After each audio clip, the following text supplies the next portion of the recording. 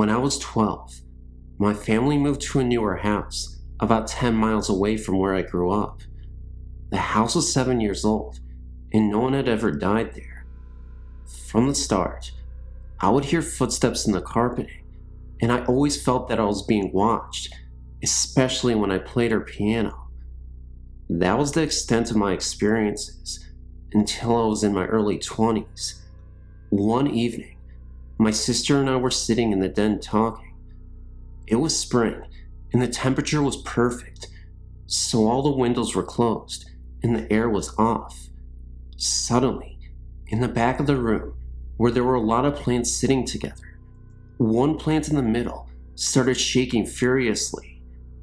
My sister and I looked at each other and went into the other room. A few weeks later, my mother and I were sitting alone in the house when it sounded like someone very roughly raked their fingernails down a couch in the back of the room, which was in sight. And again, a plant that was sitting at the end of the couch started shaking ferociously. My mother just would not admit that we were being visited, even though she'd witnessed it firsthand. The last time anything paranormal happened was on a Friday afternoon. I was in my mother's room, talking to her, when I noticed the atmosphere had seemed to grow heavy, and I got chills. As the afternoon wore on, the feeling increased until I couldn't stand to go into the room any longer. That evening, my sister and I were alone and watching TV. I had gone to the fridge for a snack and felt the heaviness with the goosebumps on the left side of it. I told my sister that the ghost was in the kitchen. I could feel it. A few minutes later, a picture that was hanging in the kitchen fell off of the wall. When we got the nerve up, my sister and I went to another door in the kitchen on the opposite side of the room. We walked in and stood there, seeing and feeling nothing. Suddenly, the hair on our arms literally stood up, and we had to run out. Immediately afterwards, it left and hasn't been back. I don't even feel like I'm being watched while playing the piano. I guess whatever it was only wanted to communicate, but I was too frightened. I felt the heaviness with chills in other places, but until the last few years, I hadn't seen any entities. I've moved twice, and really don't believe the houses were haunted, but internally, and for short periods of time, I believe there were entities present. I've seen a man with long salt and pepper hair, with a dark cloak looking at me, with bright, colorless eyes. It looked like a negative of a photo. Also, I've seen a bright, elongated white shape out of the corner of my eye, around my bed, several times. The most profound experience I've ever had was when I was visited by the spirit of a friend who had died a week before his 16th birthday. Also 10 years later, I started having dreams with him there, and I'll wake up with the most wonderful feeling of being loved. During one of these dreams, I was at home alone during the day and had to sleep because I was working nights. It was a little warm, but not enough for the air. I had 2 blankets in my bed and threw one in the floor, and the other one was a mess because I had been tossing and turning. I finally made it back to sleep and dreamed of my friend. I got too hot and woke up to find the blanket I tossed on the floor laid over me very neatly. I've had too many experiences to discount anything to just chance, and my mother is finally admitting that she has experienced the paranormal.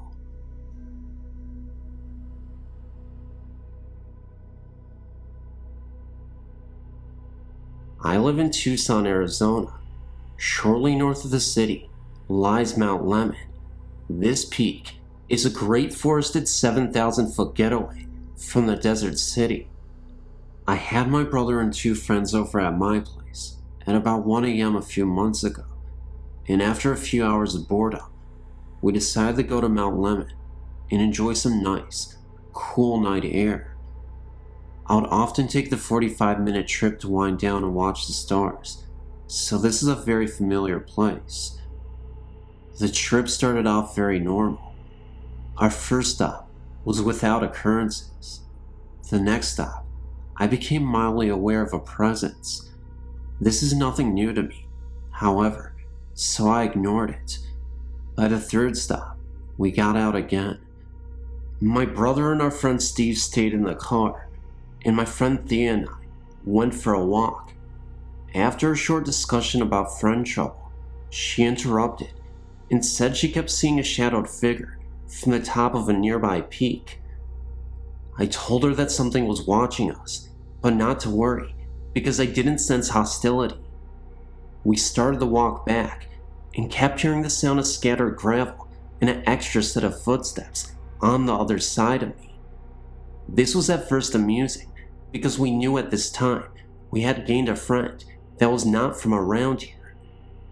By the time we got to the car, Thea panicked, and when we got in, my brother and Steve spoke of the shadowy figures they saw. We smiled, started the car, and drove down the mountain.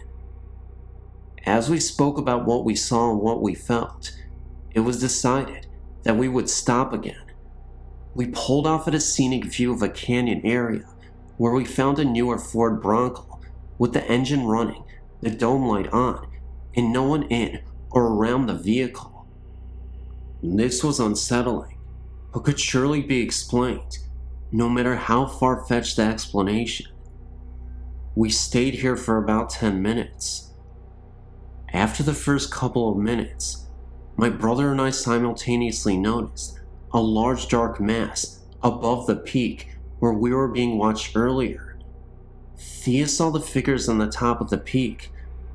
I could see the mass disappear, as if moving down the mountain towards us. Thea said the figures were walking down the mountainside. No one was scared at this point. We're all very amused. When I could no longer see the mass, I was only able to see it above the mountain because the sky posed as a backdrop. We all got a wave of panic. Gravel started swirling around everywhere, and Thea and Jason ran for the car. I was stunned, so I was the last to get there.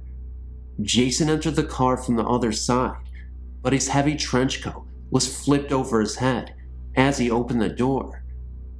We started the car and sped down the mountain. We spoke with Steve about what we saw, and he said he saw the same shadow figures that Thea had seen. We pulled over one last time without getting out of the car to show Steve the black mass that was causing all of the commotion. We then kept driving until we reached the city again. The whole way down, seeing cars pulled to the side, some with dome lights on, never with anyone in or around them. This is very odd for 3 a.m. on a Thursday morning. Furthermore, vehicles are not allowed to park on the road after 10 p.m. The next night, Thea and I returned. We never got out of the car this time. However, every time we cut the engine in all power, we hear scratching underneath the car, and eventually, it would start to rock. We pulled over 4 times, and this happened every time. Finally, the 5th time, we decided to get out of the car before that happened, so we would have enough guts to see what else would happen. Once again, we didn't make it. We opened the doors and pointed our flashlights outside, and as soon as we did, gravel started swirling around louder than before. There was no wind, and we watched it jump around as if someone was kicking it right in front of us. After this trip, it turned out that the brakes in front of the left of the car, where we heard the scratching from where the car was off, were worn down badly. However, the rest of the brakes were completely fine. We stumped the mechanic, but once again, this is something that may be explained. I just don't know how. I'm planning a return trip, well equipped now. I'll bring a camera, several flashlights, and a video recorder. Depending on the outcome of this trip, I will forward any eventful messages to your site. I'm stuck wondering 2 things now. First off, what is this entity? There are no local legends that I've found about Mount Lemon. Second off, will it be there again when I visit next week? I hope so. There's so much more I would like to learn before it just becomes a memory.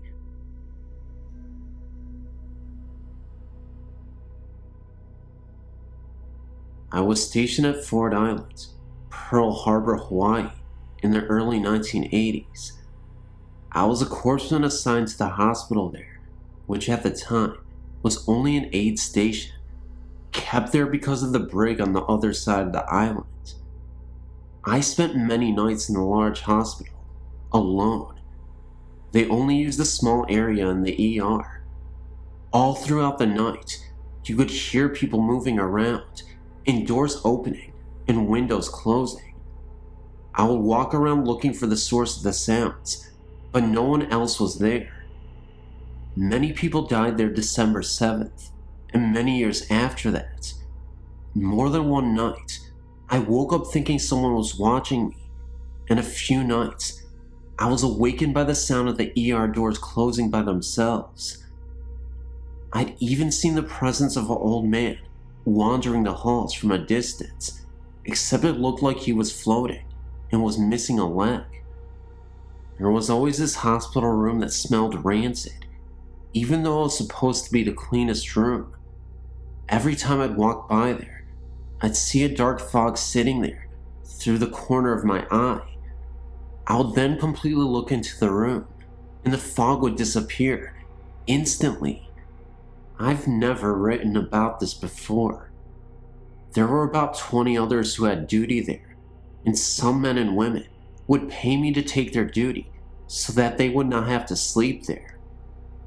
I was so shocked to see that no one had reported it on their list in Hawaii. Ford Island has many suicides and strange deaths, from people driving their cars off the runway to a group of ski divers landing on rocks just off the coast.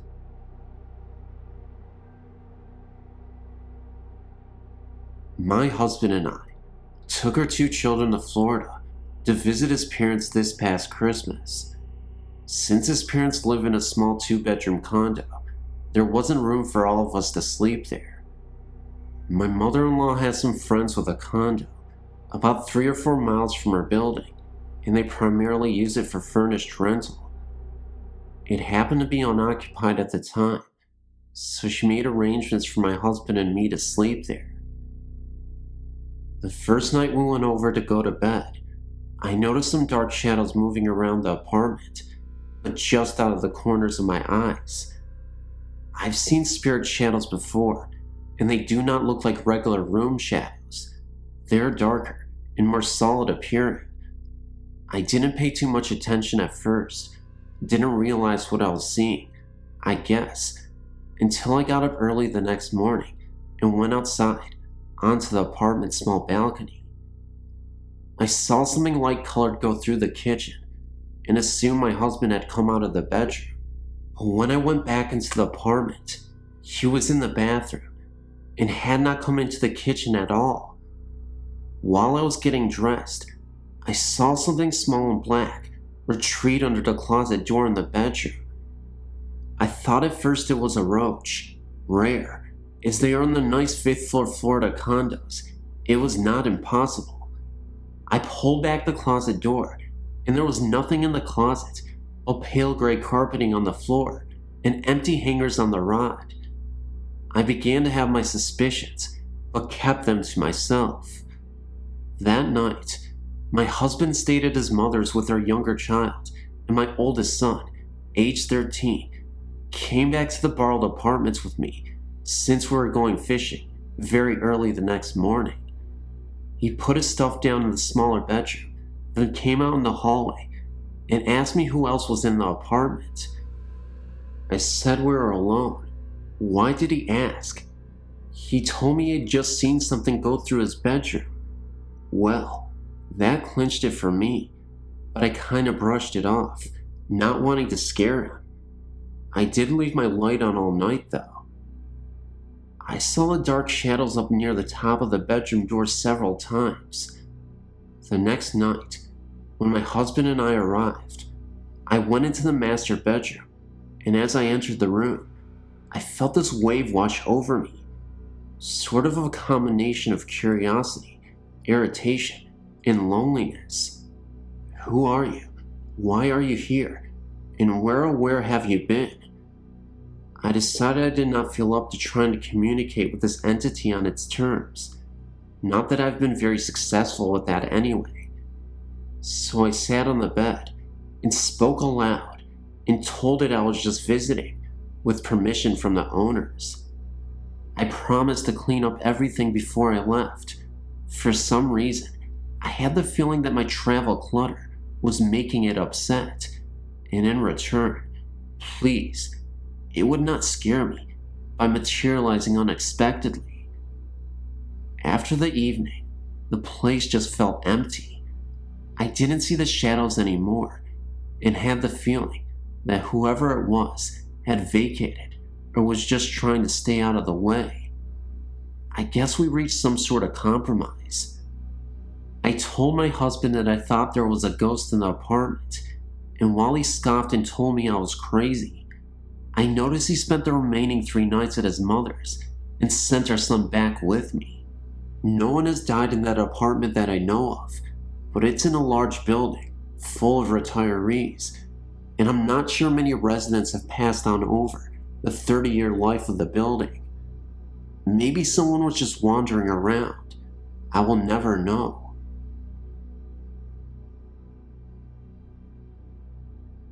Hi, I've sent info before, but I'm using a friend's computer today since the battery in my car is dead. Nothing to do with ghosts, I don't think. Anyway, having read about people seeing black figures, I thought I would add my 2 cents. The first time, I was 16, living with my grandparents in LA, who were out of town at the time. I wasn't drinking, just alone, when I left my bedroom and crossed the hall into the kitchen. That's when a figure stepped out in front of me. It was the strangest figure I'd ever seen. He appeared as a hairy ghost of some sort. His arms, face, and legs were completely covered in fur, but he still looked humanoid. It's a little difficult to explain, but it kind of looked like that famous BigFoot photo and footage from 1967, except the presence was still a dark silhouette. Not dark enough that you couldn't see the fur, but still dark. It was creepy. I got a baseball bat and turned on all the lights in the house and even called a friend. Nothing else. Then, just less than 2 years ago, I'd since moved to Corrales, New Mexico. I was living with another woman. I got up in the middle of the night to use the restroom. As I came out, through the door, there was another shadow being right in front of me. I saw its head and shoulders, and it was taller than me. I put my hands up as if to gesture, excuse me, or not, to run it over. Since then, here in Corrales, I felt things in the corners, running around the room, and such. I bought my own house in July 1999, and my dog barked incredibly at one particular corner.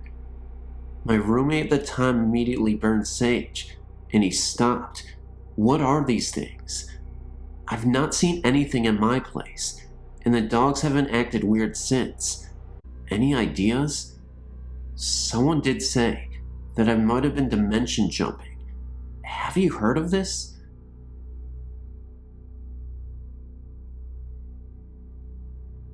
Let me start off by saying, I've never met my real father. He died when I was a baby. Anyhow, I've always known about my deceased father. His name was Jerry. Now, no one in my family talks about my deceased dad, and we don't know anyone by the name of Jerry. One day, when I was between the ages of 8 to 9, my cousin and my mother and myself were downstairs, and we were in the basement singing. The phone began to ring, and even though we had a phone in the basement, I went upstairs, one flight, to our library to answer the phone so as to not disturb my mother's song. When I answered the phone, I noticed immediately the static on the line, and I knew it wasn't our phone, so I asked the caller to speak louder. Now, from here on out, it gets weirder. The caller asked to speak to REC, my mom's nickname. I then asked who was calling, and the caller replied Jerry. I immediately knew my mother knew of no other Jerry, so I repeated the name, and the caller acknowledged that that was his name. I tell him to hold on. I run down the stairs to where my mother and cousin were, and tell my mother to pick up the phone, that she had a phone call, and that the caller's name was Jerry. My cousin looked up shocked, as did my mother, and simultaneously said Jerry. This is all happening within a minute or so.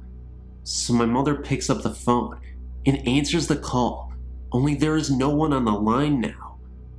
I run back upstairs to the library to hang up the phone, and I go back to the basement, and both my mother and my cousin are trying to figure out if I got the name right. I assure them I did, and then I tell them about the connection and the static.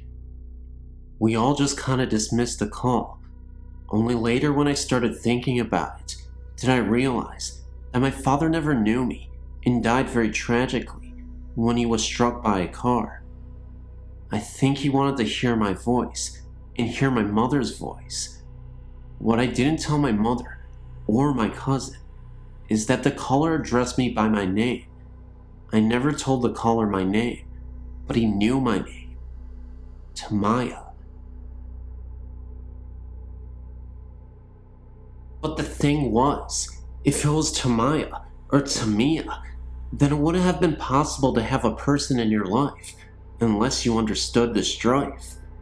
I don't know if that was a ghost or not that called my father, but psych, I tricked you. I didn't continue the story. This is Phantom of Darkness, and he's here with a new video, guys. Guys, comment, like, share, and subscribe, because it's the best moment you'll ever have to watch a video of Phantom of Darkness. Anyway, guys, ignore that silliness. Seriously, I really invite you to actually like, comment, share, and subscribe.